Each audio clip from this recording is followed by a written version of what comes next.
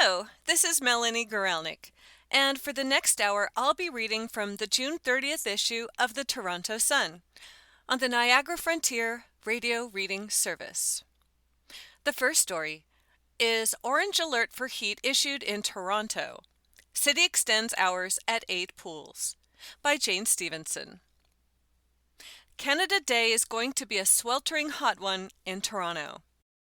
Environment Canada has issued an orange warning for heat for most of southern Ontario, including Toronto, as of early Tuesday morning.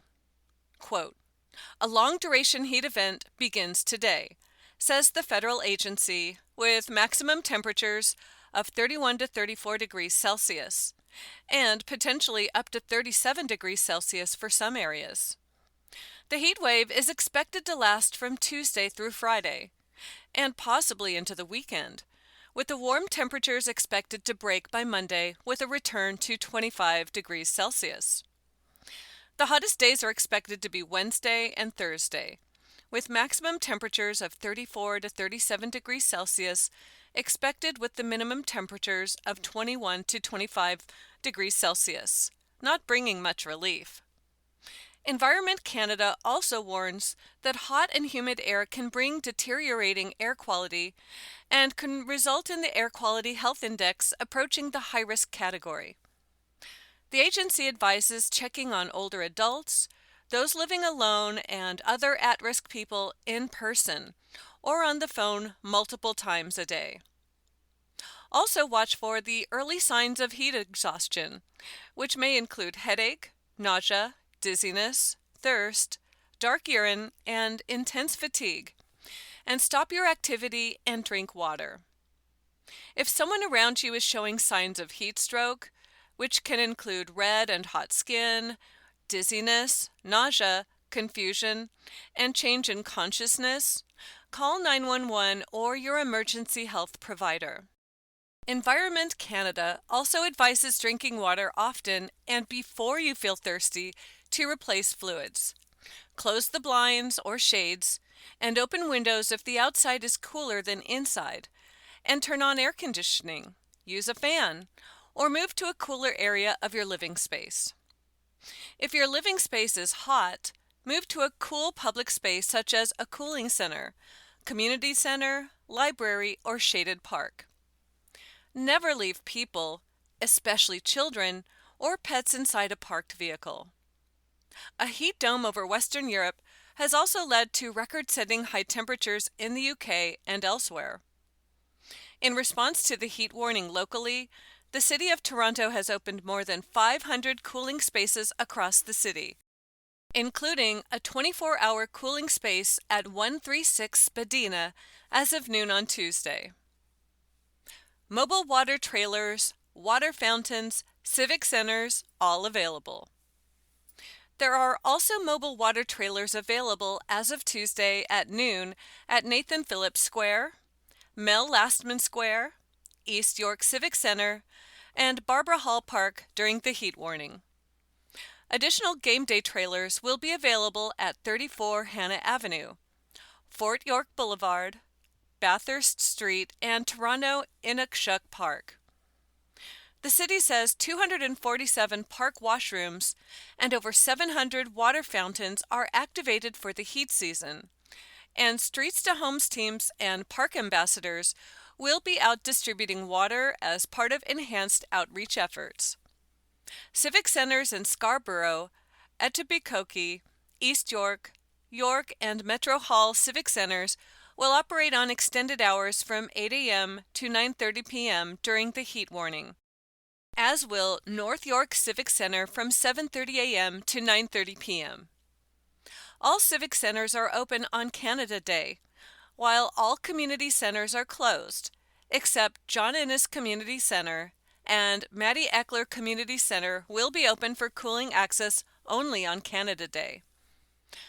During the heat wave, 8 designated outdoor pools will remain open past their scheduled closure, including Alex Duff Memorial Pool at Christie Pitts Park, Giovanni Caboto Outdoor Pool at Earls Court Park, Heron Park Community Recreation Center, McGregor Park Community Center, Monarch Park, North Toronto Memorial Community Center, Smithfield Park, and Sunnyside Gus Ryder Outdoor Pool. That was Orange Alert for Heat issued in Toronto. City extends hours at 8 pools by Jane Stevenson. The next story is Ontario boy died from rabies after a bat sat on his face while he was sleeping by Gordon Anderson. A young boy in Ontario died weeks after contracting rabies after a bat sat on his face while he was asleep.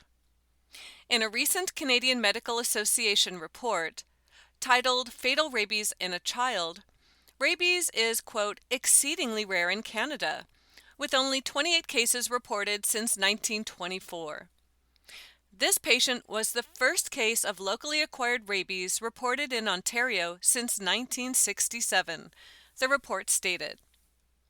If not treated early after an incident, rabies has a fatality rate of almost 100%, although 34 survivors have been documented, with most experiencing severe neurologic sequelae.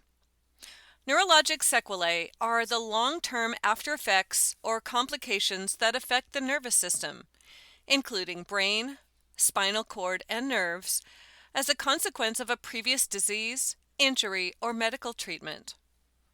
In North America, bats, skunks, raccoons, and foxes are the primary carriers, with bat exposures accounting for most human cases. Gap in public awareness. Bats pose a higher risk of possible exposure because bites or scratches may be small and easily overlooked. Patients may not recollect or recognize exposure.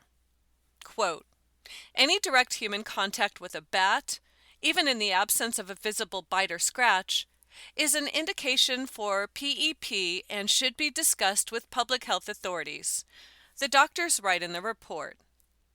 PEP is short for post-exposure prophylaxis and refers to a combination of antibodies and a vaccine given to the patient. The report notes that if the bat or other animal is available for rabies testing, results can be obtained within 48 hours. This particular incident occurred in Northern Ontario in 2024. The 11-year-old had been woken by a bat on his nose and his mouth. After he swatted the bat off his face, his father caught the bat and released it outside. The parents did not seek immediate medical attention because there were no visible signs of bites in the facial area. Quote, this highlights an important gap in public awareness, the report, dated June 29, said. Although rabid bats may show unusual behavior, such as appearing during the daytime, resting on the ground or someone's face, having difficulty flying, or being easily approached, the absence of these behaviors does not exclude rabies. More than 2 weeks after the incident, the boy developed a tingling sensation, numbness and swelling on the right side of his face. He was taken to a clinic and prescribed an antiviral drug. A few days later, he was admitted to the hospital. His condition continued to decline, with symptoms including facial weakness, slurred speech, fever, trouble swallowing, confusion, and visual hallucinations. By his 5th day in hospital, he had no reflexes in his brainstem, the part of the brain that regulates breathing, heart rate, and other essential bodily functions, the report said. By this time, the doctors had diagnosed rabies, and a subsequent follow-up test by the Canadian Food Inspection Agency confirmed a bat rabies virus variant. However, it was too late at this point, as no proven effective therapy exists after symptom onset. On day 17 of the boy's admission to the hospital, he died peacefully with his family at his bedside. Know the facts before you head out this summer. This case illustrates several critical points about rabies. Rabies is almost always fatal, with no established efficacious therapies, making prevention crucial. Rabies PEP is highly effective if administered promptly, in consultation with public health authorities, after any direct contact with a bat, even in the absence of visible lesions. Bats may or may not show classic signs of rabies, but any direct human contact with bats is considered high risk. Clinicians should ask patients with progressive neurologic symptoms compatible with rabies about exposure to potentially rabid animals. According to the Ontario Nature website, there are 8 species of bats in Ontario. They are the hoary bat, the eastern red bat, the silver-haired bat, the big brown bat, the tricolored bat, the little brown Myotis bat, the northern long-eared Myotis, and the eastern small-footed Myotis. Health Canada provides a variety of information online about rabies and its treatments. That story was Ontario Boy Died from Rabies After a Bat Sat on His Face While He Was Sleeping by Gordon Anderson. The next story is Brantford, Ontario Judge Calls Former Hockey Player a Depraved Human by Susan Gamble. Warning: this story contains information about child abuse that some readers may find disturbing. While they didn't release his name last year, Brantford police clearly were extremely concerned after arresting a minor professional hockey player for child pornography in Brantford last August. Dale Dion, 33, had a worrying online presence with a collection of online usernames including DEODEE9, DALEDEO, Carl Antigula, and Carl Shy. Quote, "The accused is known to have traveled extensively, and police are concerned he may have communicated with children on several different social media platforms," said a news release. Dion most recently played for the Binghamton Black Bears in New York State and the Monroe Moccasins in Louisiana. Earlier this month, Justice Gethin Edward said Dion had created, quote, "a whirlwind of disaster," as he sentenced him to 6 counts of criminal activity. "This is an absolute mess," said the judge. "You really are a depraved human being," bluntly stated. That comment came after Edward was told Dion's large collection of pornographic images included some that were top level of the, quote, Oliver depravity scale, which outlines how serious such collections are. Some of Dion's images contained babies, bondage, and bestiality. Dion also sent the images to his girlfriend, a woman he forced to perform sexual services in exchange for money. The former Ontario Junior Hockey League player, who played for various teams around Ontario and Quebec, and for Nipissing and Brock universities, was found to have coached the woman for photos, made appointments, and then drove the woman to meetups, taking the funds from her sex work. Crown Prosecutor Renee Mahoney said Dion's laptop had accounts for advertising sexual services and conversations with people about meeting the woman for a price. Quote, "Dale Dion made the arrangements, determined the rates, and transported her to meeting clients," said Mahoney. In court, Dion pleaded guilty to possession and distribution of child pornography, procuring a woman for providing sexual services, controlling and exploiting that woman's movements, receiving money from the woman's sexual services, and breaching his release orders after his arrest. In that last charge, Dion's mother, who was his surety, helped out. Police learned Susan Dion gave her son a cell phone and contacted a witness in the case, asking her to call the accused. Using his mom's cell phone, Dion reportedly called people he had been ordered not to contact while on probation. And while he was supposed to remain in the presence of his mother if out, police surveillance showed the two leaving in separate vehicles this May. Police learned that his victim, who Dion was also ordered to completely avoid, frequently visited the Dion home with instructions from the hockey player about how not to get caught. Quote, "He would ask her to recant her statement and not help the police," said Mahoney. He insisted she get pregnant with his child to make the criminal stuff go away, and if she had a baby, it would be something to look forward to when he got out. Earlier this year, the woman did get pregnant, but Dion's attitude changed, and he told her he wanted nothing to do with the child. She began drinking heavily and eventually told police what was happening. While the woman declined to speak to the court about how the crimes affected her, her brother did, recalling a night when he picked up his sister from Dion's house after she had been choked and thrown down the stairs. You are listening to a reading of articles and features from the Toronto Sun on the Niagara Frontier Radio Reading Service. Quote, he had been showing her videos of adults raping children and babies. When she described the content, I started crying and she had no expression. A defense lawyer for Dion said his client grew up in Brampton and played for numerous hockey teams in Canada, the USA, and Europe. He turned to drugs as a teen and ended up frequently changing hockey teams due to, quote, challenges with coaches and some significant underlying mental health issues. When invited to speak, Dion apologized to everybody that has been hurt and said he feels terrible. Judge Edward accepted a 7.5-year sentence that was agreed on by the lawyers, who noted that the case against Dion could have been difficult if it had gone to trial.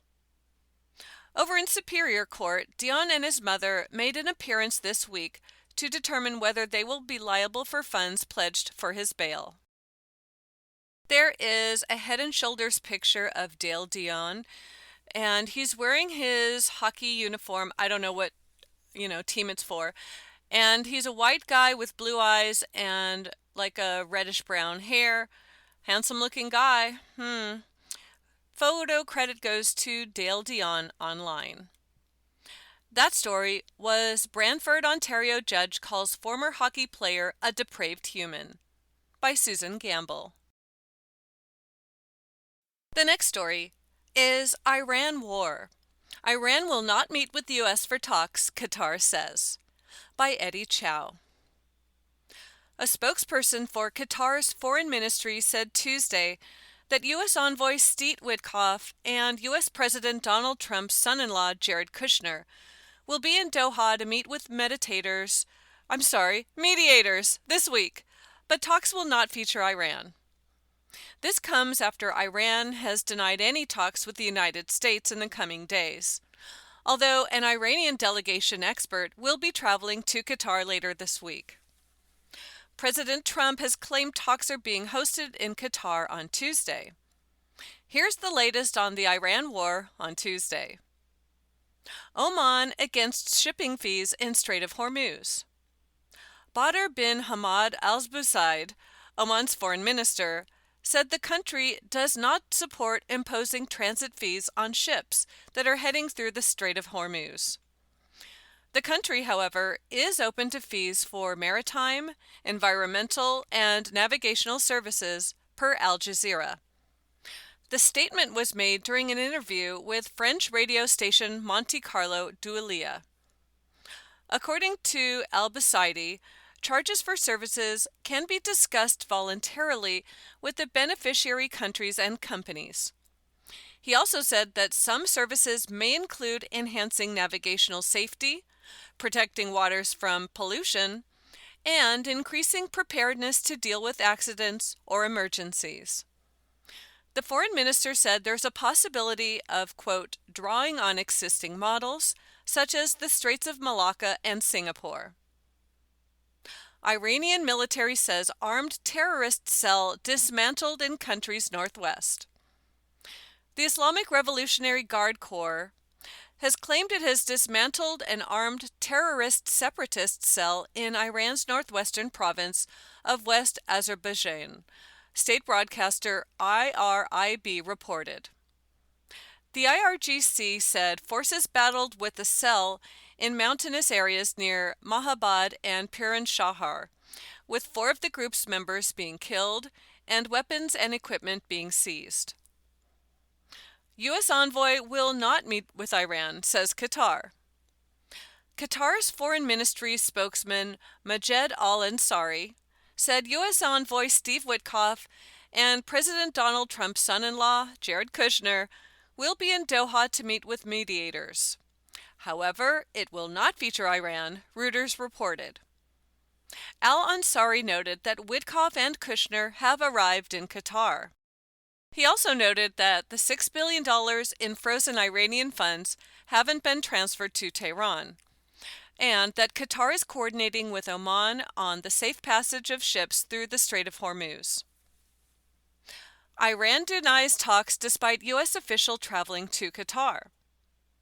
Iran's foreign ministry spokesperson Ismail Baghai is claiming no talks are scheduled in the coming days, although an Iranian delegation expert is traveling to Doha, Qatar, later this week, CNN reported. Baghai said Iran and the U.S. haven't entered a negotiating state on a final agreement, despite President Donald Trump stating talks are being hosted in Qatar on Tuesday, with his envoy Steve Witkoff en route to Doha. The mixed messages send doubts on whether negotiators can meet their 60-day deadline after the two countries traded attacks over the weekend. That story was Iran War. Iran will not meet with the U.S. for talks, Qatar says. By Eddie Chow. The next story is Drunk Drivers, Drug Addicts, Bail Deadbeats Targeted in July 1 Ontario Law Shakeup. By Brian Pacifiume. Ottawa. New measures to crack down on transit-borne drug use are among a slate of reforms being introduced by Queen's Park on Canada Day. July 1st will see new regulations and legislation coming into effect, impacting 13 separate ministries, ranging from mandatory ignition interlocks for drunk drivers to tighten rules for commercial vehicle operators. Here is a brief listing of just some of the changes. A complete list can be found on the Ontario government website. Ministry of Transportation. For those convicted of impaired driving, ignition interlock devices will now be mandatory, as well as new 6-month zero-tolerance conditions, which would prohibit them from driving with any alcohol or drugs in their systems. Annual hikes for driver's licenses and road tests will come to an end on July 1, which the province boasts will save Ontario drivers $66 million this decade. The province is also cracking down on driver's license fraud by making it harder to get an Ontario license, particularly for those seeking reciprocity from jurisdictions without exchange agreements with Ontario. Quote, drivers from jurisdictions that do not have driver's license exchange agreements with Ontario can get credit for up to 12 months of verified foreign driving experience, but will need to complete the vision test, knowledge test, NG road tests, and wait at least 12 months after completing the G2 test before attempting the G test, read a press release from Queen's Park. Quote, these changes will help ensure drivers gain Ontario road experience before earning a full G license. The province also promises to increase oversight on commercial vehicle operators in the province, with legislative amendments allowing the Registrar of Motor Vehicles to place terms and conditions on CVOR certificates at any time, rather than when it was first issued. This measure, the government says, is meant to protect people and families from dangerous driving. New regulations are also on the way for the towing industry, with new measures under the Towing and Storage Safety and Enforcement Act that will increase requirements and qualifications for tow truck drivers, towing companies, and vehicle storage operators. Towing operators will also face new rules mandating that operator names and certificate numbers are clearly visible on tow trucks. Operators will also get a break on certificate fees, which will be frozen until 2027. Ministry of Education. Tabled in April, the Putting Student Achievement First Act, which received royal assent in May, will address concerns of mismanagement of Ontario's school boards, drastically changing the role of trustees and their expense accounts, as well as rebranding directors of education as chief executive officers, and requiring business qualifications as a condition for the role. As well, new chief education officer or CEDO positions will be established, with candidates required to hold Ontario College of Teachers certification and a mandate to focus on improving student achievement. New rules will be put into place under the Child Care and Early Years Act, which will, among other measures, expand the list of criminal offenses that would disqualify one from working in childcare, clarify unacceptable conduct, and ensure emergency medicines can be accessed promptly. Ministry of the Solicitor General. New regulations coming into force on Canada Day will now hold landlords and property owners accountable for knowingly permitting the production of illegal drugs on their property. As well, new regulations will expand the powers of police and transit special constables on Metrolinx owned lines, as well as the TTC and Ottawa's OC Transpo, to, quote, remove, arrest, and issue provincial offenses to individuals using illegal substances on public transit and in public transit areas. Ministry of Children and Community and Social Services. New amendments to the Child, Youth, and Family Services Act and related regulations will tighten disclosure rules concerning personal information for youth who are about to age out of Ontario's child protection framework, while other measures will allow those subjected to related court proceedings to publicly identify themselves. As well, provincial children's aid societies and associated youth facilities such as jails and out-of-home care providers will be required to conspicuously post information regarding rights and how data is handled. That information will also include how to ask for help or raise concerns and must be displayed in simple, easy-to-understand language. Ministry of Health. Pharmacists will be able to diagnose and prescribe medications for 9 new minor ailments, including dandruff, corns and calluses, headaches, head lice, ringworm, warts, and jock itch. As well, 6 new vaccines will be available for pharmacists to administer, including tetanus, pertussis, shingles, and diphtheria. Eligibility ages for publicly funded colorectal cancer screening will also drop to 45 from the previous standard of 50 years old. Ministry of Finance. Those with unpaid bail debts will have new measures used against them to recover the money, including collection tools such as liens, wage garnishment, and property seizures. These updates will help ensure outstanding debts are collected more effectively, improving compliance and supporting the administration of Ontario's justice system, the province said. Changes to Ontario's car insurance regime will see providers to pay eligible collision-related medical and rehabilitation expenses ahead of supplementary health insurance plans. As well, Ontario's minor accident threshold will increase from $2,000 to $5,000, a means to keep up with increasing costs of repairs. That story was Drunk Drivers, Drug Addicts, Bail Deadbeats Targeted in July 1 Ontario Law Shakeup by Brian Pacifiume.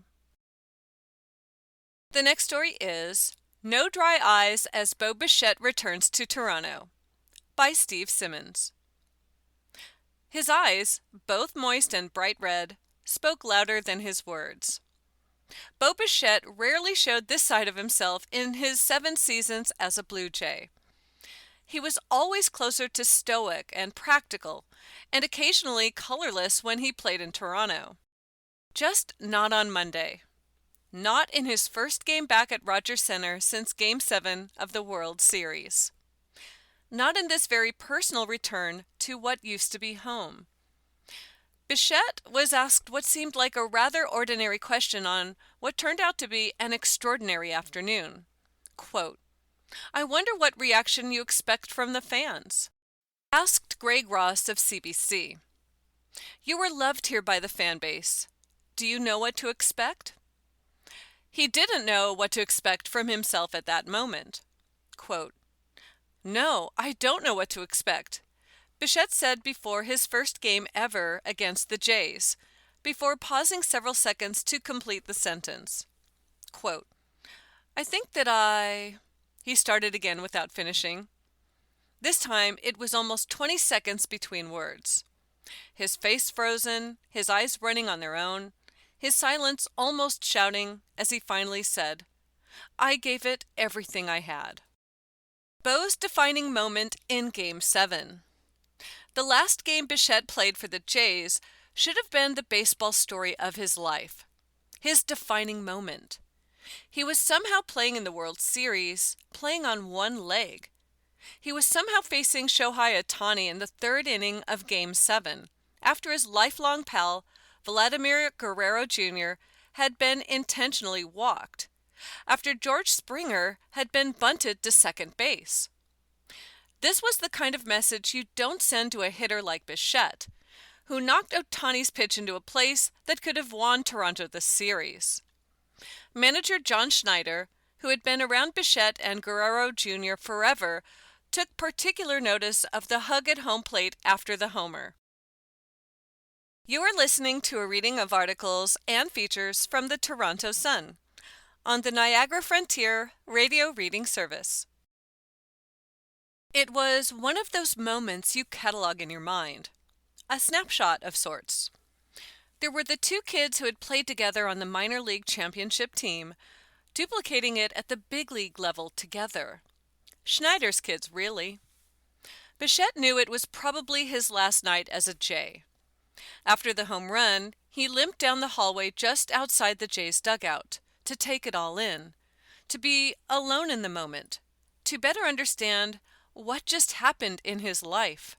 Quote, "When I hit the home run, I needed a moment by myself in the tunnel," said Bichette.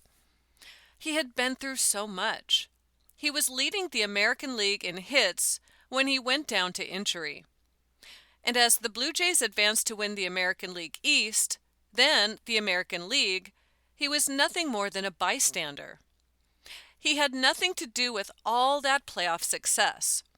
It wasn't an easy place to find himself in, not when his personal expectations have always been so high. Crowd shows its appreciation. And last night, he got a chance to live through some moments he probably didn't envision. The pregame conversation, having difficulty finding the right words.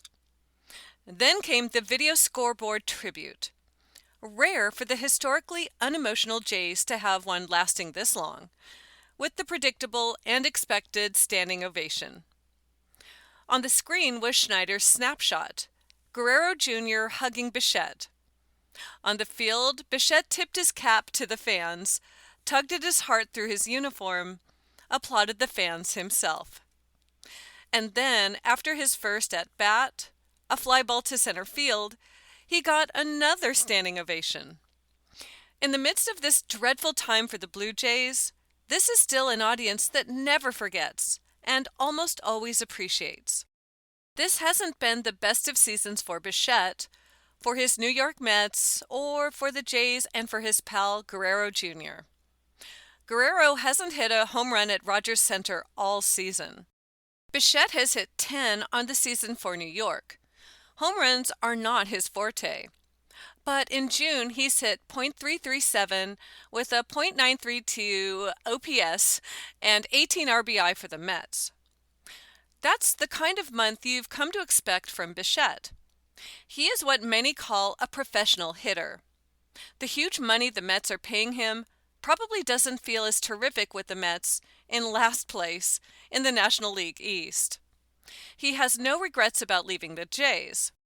He might have regrets as to where he ended up, although he's not saying as much right now.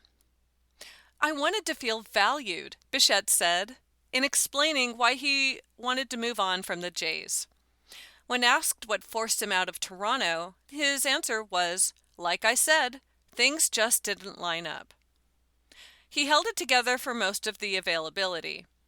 He shocked himself with his outward emotions. He got through the tough moments when he wasn't sure he could find the words to continue, when his eyes continued to well up. He spoke almost lovingly of his relationship with Guerrero. Quote, "I've seen him at his lowest," said Bichette. "He's seen me at mine." Bo Bichette was a rare Blue Jay, a star drafted and developed by a team that rarely drafts and develops anyone who matters. There haven't been many better over the years who came up that way. Maybe Dave Stieb. Maybe Roy Halladay. That's about all. Now Bichette. This was a special night for Toronto baseball. The rare chance to say thanks, to get emotional, and shed a tear yourself for what was and what almost was. There is a picture of the New York Mets' Bo Bichette as he's speaking to the media, and he is wearing his baseball cap on backwards, and it's just a real close-up of him, so the background is kind of out of focus, and you could definitely see his eyes are red and tearing up. He's got like his hand up to his face like he's wiping a tear, and he's got brown hair, a beard, and a mustache. Cute looking guy.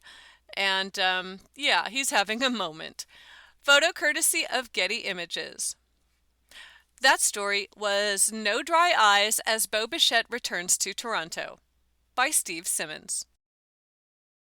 The next story is Brad Bradford vows to rename Sankofa Square if elected Toronto's mayor by Gordon Anderson. The first shot in the upcoming battle for a dilapidated section of the city rang out loud and clear.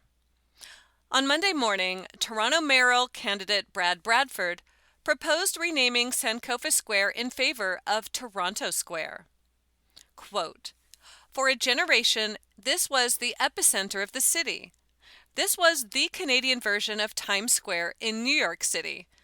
But today, it is a very different experience as it is dirty, it is unsafe, there is open drug use in the middle of the day, and tourists are avoiding it," Bradford told the Toronto Sun. The Beaches East York councillor said the square is one of the busiest and most prominent intersections in the entire country, as 100,000 people move through it every day. But a dangerous and unsavory element has appeared in the heart of the city. "It is not somewhere I would want to take my kids," Bradford said. Residents conditioned to accept this. Bradford also called out the mayor for the current state of the square. Quote, "Mayor Olivia Chow has conditioned us to accept this," he said. "We have been told this is how it is, but I don't accept it."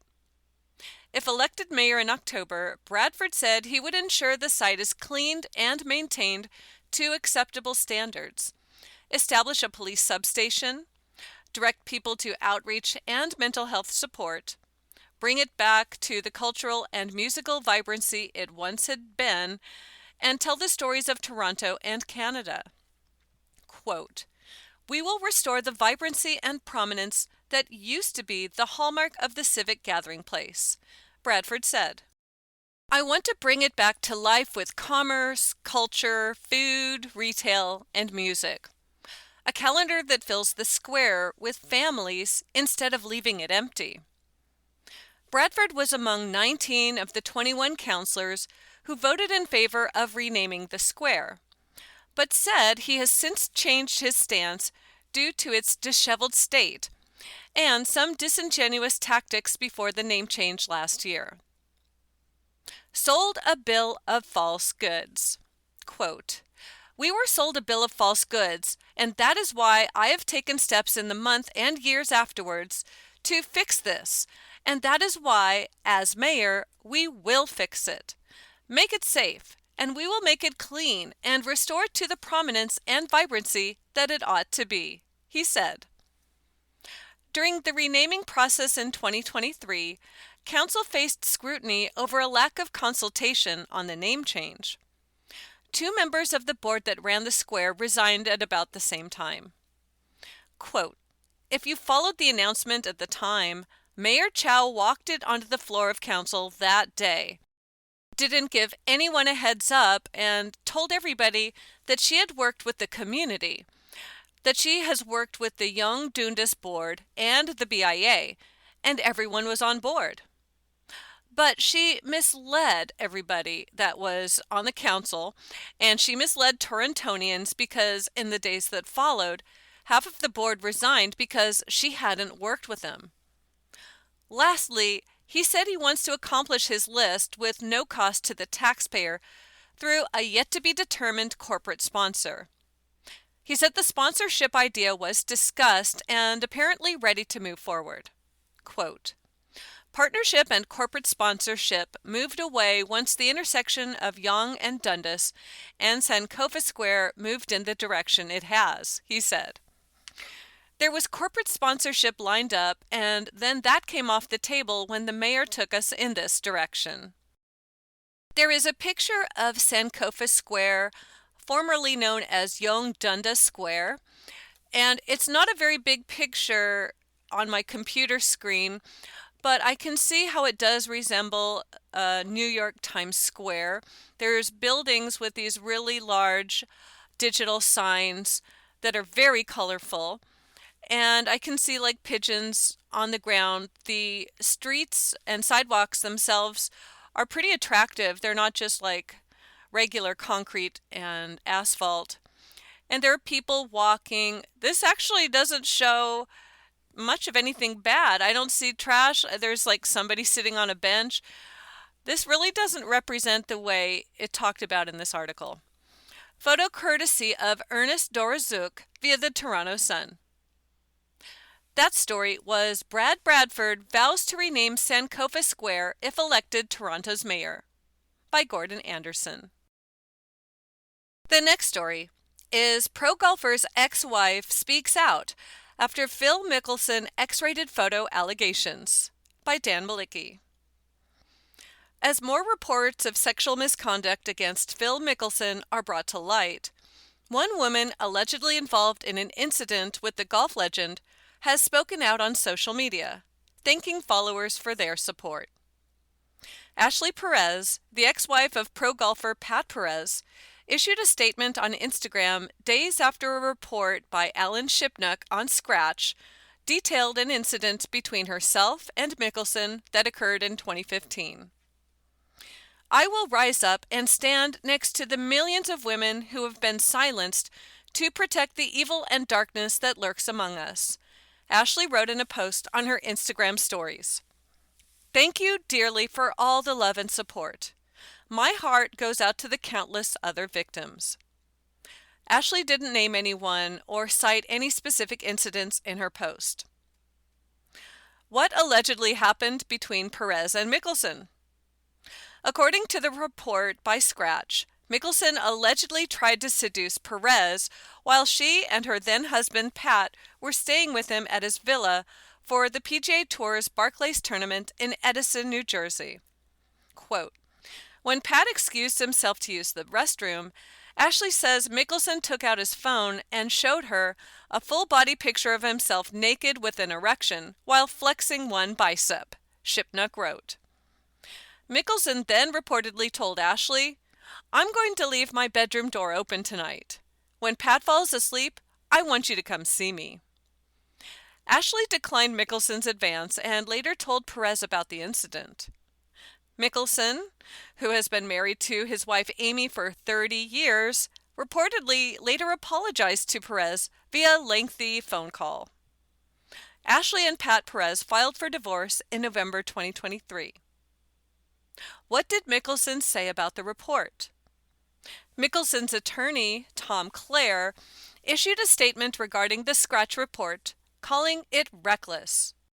Quote, "A small segment of the golf media has decided that because Mr. Mickelson is a successful golfer, every detail of his private and family life is theirs to exploit," Clare said. Recycling mistakes he has already acknowledged as new reporting and dragging private family matters into public view, That's reckless. It is the pursuit of clicks at the expense of the truth. Do better. Claire added that the report did not include a statement submitted before it had been published.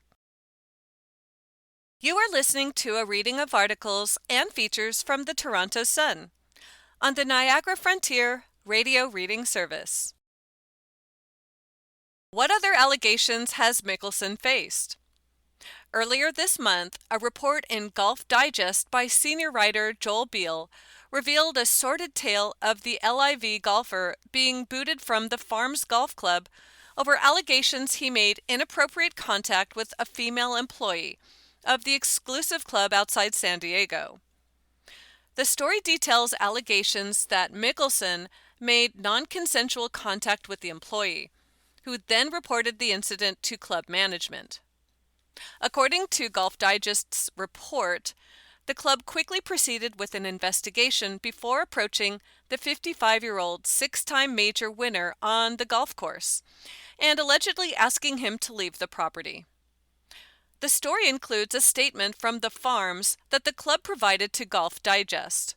Quote, "The Farms Golf Club is committed to maintaining a golf club environment that is safe, respectful, and reflects the highest standards of conduct," the statement read.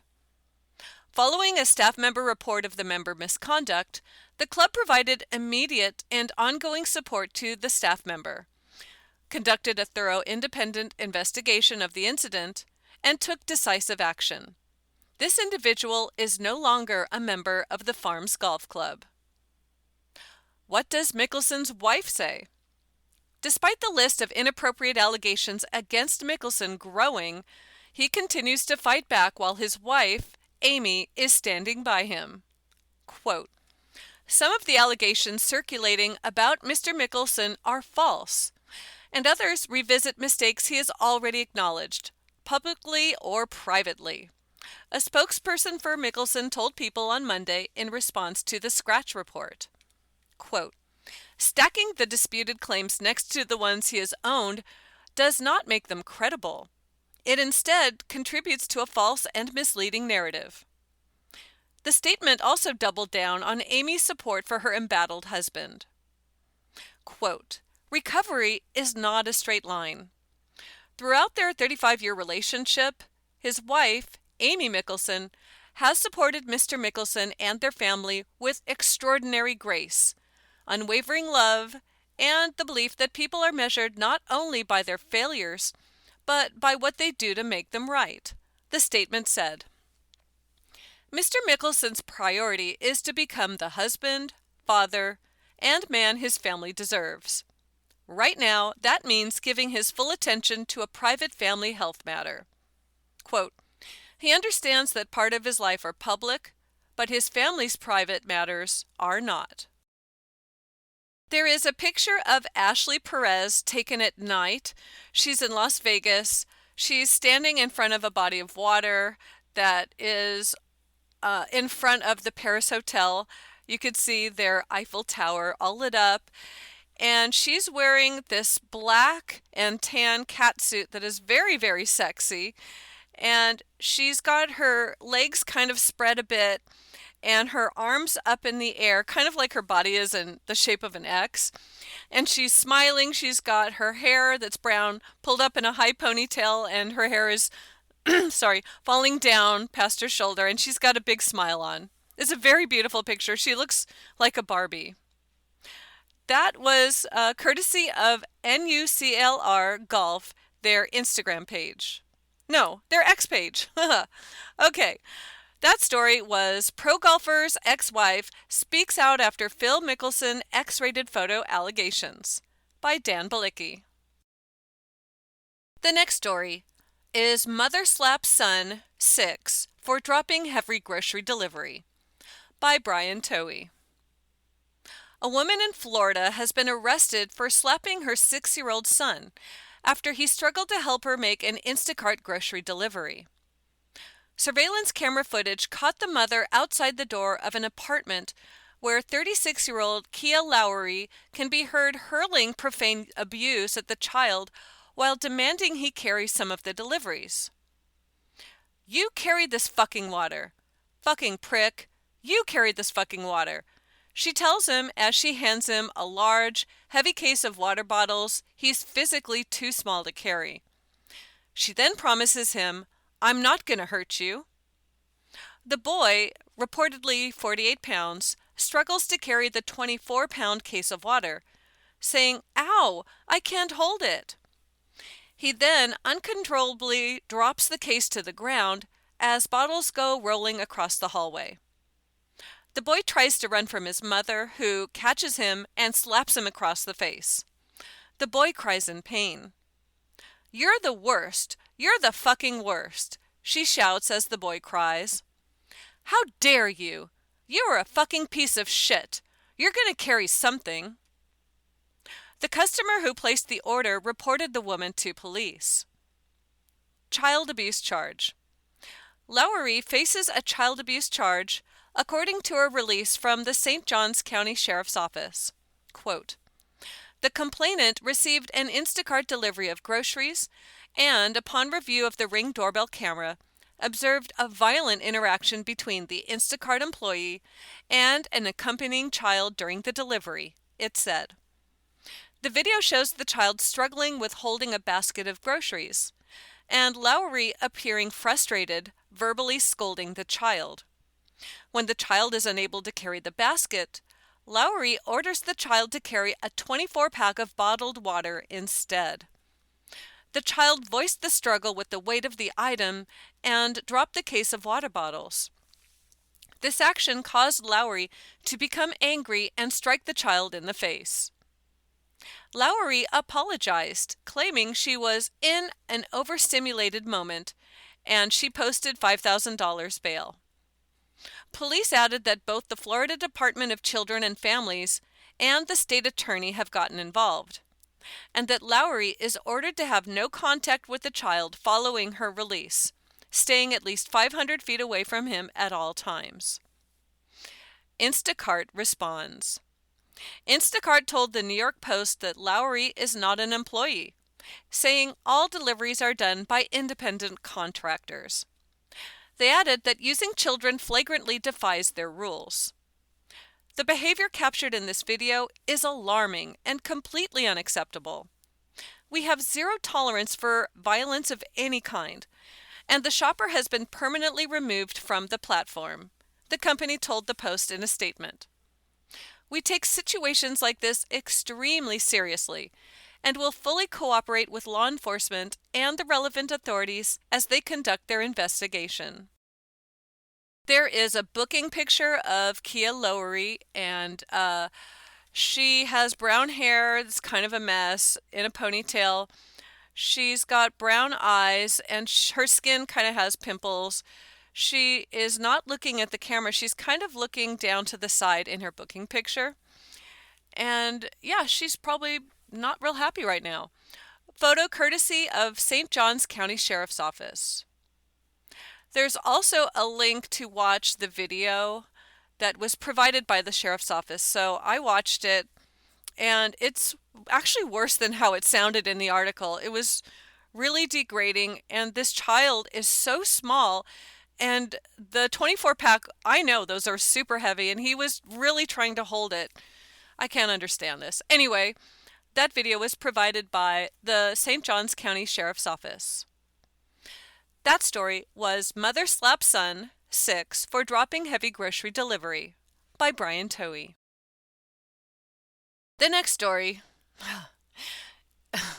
is lurid Louisiana couple busted for alleged twisted sex videos with dogs by Brad Hunter. A Louisiana couple gave cops pause, P-A-W-S, with their sickening cache of homemade bestiality porn.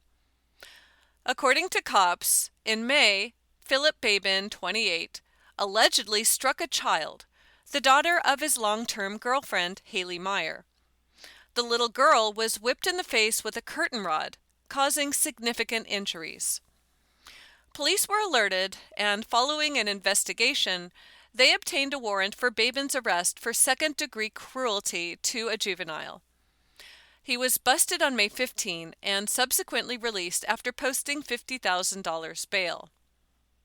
Shocking discoveries. Detectives also obtained a search warrant for the Thibodaux home that the couple shared.